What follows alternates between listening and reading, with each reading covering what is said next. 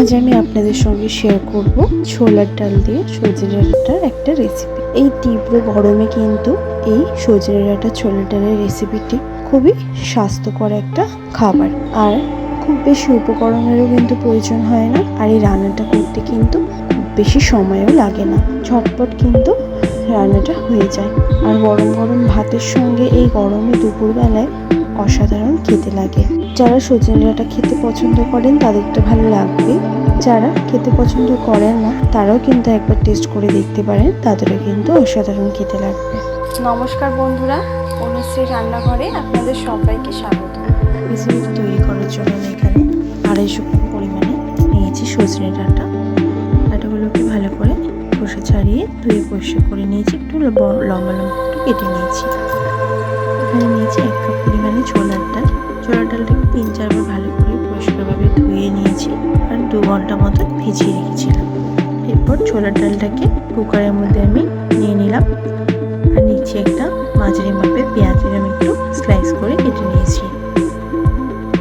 দিলাম একটা মাঝারি মাপের টমেটো আর 4 থেকে 5টা রসুনের কোয়া। 3 কাপ পরিমাণে দিয়ে দিচ্ছি জল।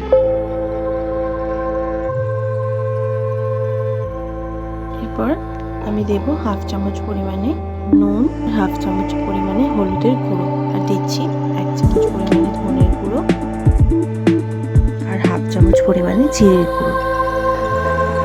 ভালো করে নাড়াচাড়া করে মিশিয়ে নেব।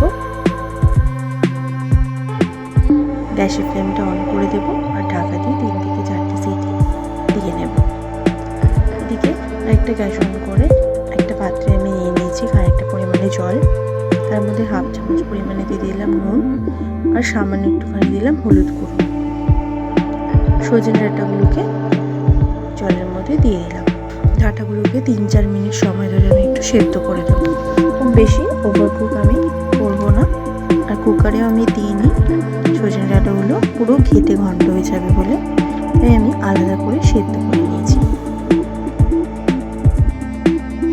এরপর গ্যাস অন করে একটা কড়া বসিয়ে দিয়ে তার মধ্যে দিয়ে দিলাম 3 চামচ পরিমাণে সর্ষের তেল। তেলটা ভালো করে গরম হয়ে যাওয়ার পর দিচ্ছি 2টো তেজপাতা ফোড়নে, 2টো শুকনো লঙ্কা আর 1 চামচ পরিমাণে গোটা জিরে। ফোড়নটাকে ভালো করে ভেজে নেব। এরপর দিচ্ছি একটা মাঝারি মাপের পেঁয়াজ কুচি। পেঁয়াজটাকে দিয়ে হালকা একটু গোল্ডেন ব্রাউন করে ভেজে নেব। পেঁয়াজটা ভাজা হয়ে যাওয়ার পর দিচ্ছি 2টো ছোট সাইজের টমেটো কুচি। ভালো করে টমেটোটাকে দিয়ে একটু নাড়াচাড়া করে নিয়ে দিলাম 1 চামচ পরিমাণে আদা রসুন বাটা। আদা রসুন বাটাটাকে দিয়ে ভালো করে কষিয়ে নেব যাতে আদা রসুনের কাঁচা গন্ধটা কেটে যায়। আদা রসুনের কাঁচা গন্ধটা কেটে যাওয়ার পর দিচ্ছি 1 চামচ পরিমাণে ঝাল লঙ্কার গুঁড়ো। লঙ্কার গুঁড়োটাকে দিয়ে আবার একটুখানি কষিয়ে নেব।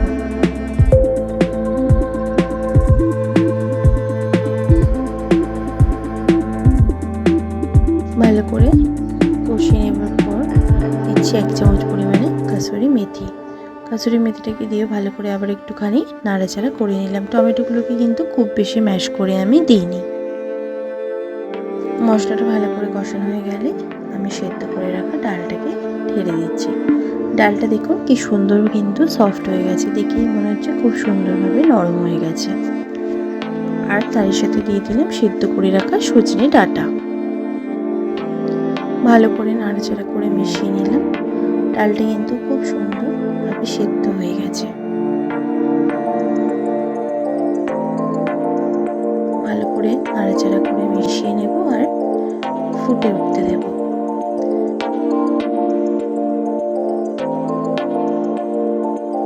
ডালটা ভালোভাবে ফুটে ওঠার পর দিয়ে দিচ্ছি 1/2 চামচ পরিমাণে গরম মশলার গুঁড়ো।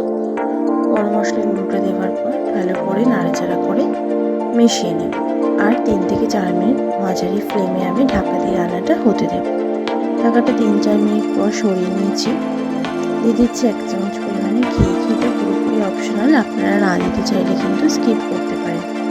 তাতে দিচ্ছি একটুখানি ধনেপাতা কুচি। ভালো করে নাড়াচাড়া করে মিশিয়ে নেব, দারুণ সুন্দর কিন্তু একটা গন্ধ বেরোতে শুরু করেছে। আমি কিন্তু এখন একটু পাতলাই রাখছি, যেহেতু আমি ভাতের সঙ্গে খাবো। আপনারা চাইলে এটাকে কিন্তু আর একটু গাঢ় করে নিতে পারেন।